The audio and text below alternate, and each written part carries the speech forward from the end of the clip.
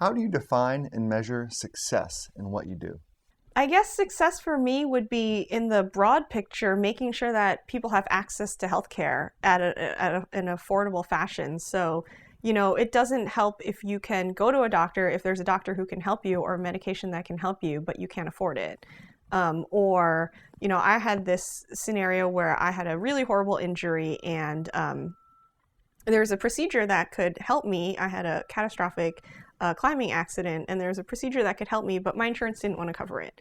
And so, I fought with my insurance, and eventually my surgeon, who was from Ireland, called me and said, in Ireland, this would never happen. I'll waive my surgery fees. So he just operated on me for free 3 times. And so this is a place where it's very difficult for me to see that there could be procedures or things that could help patients, but they might not know how to find them. They might not have insurance coverage, they might not have access to them, or they might just have a physician who doesn't know about those benefits.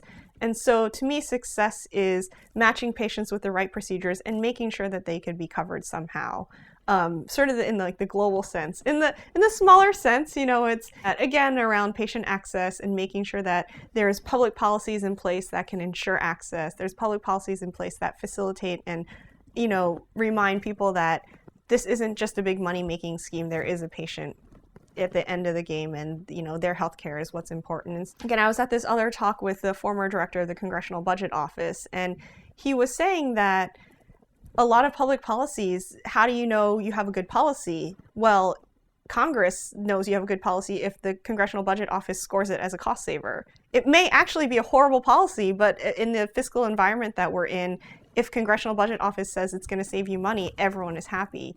And so trying to pivot the conversation from just dollars and cents to, hey, remember there's a person involved here, and there's, an outcome, and there's someone's family, someone's mother, someone's child, and reminding people that it's not just about the money is, a lot of what I try and work towards. So to me, that's what success is, trying to humanize this issue that we have going on. And it's funny, there's almost nothing more personal than healthcare, but as an economist, you can get very bogged down in the details of demand curves and what the cost benefit ratio is and, what the supply chain looks like. And you end up with a lot of calculus equations and you forget there's a person in those squiggles.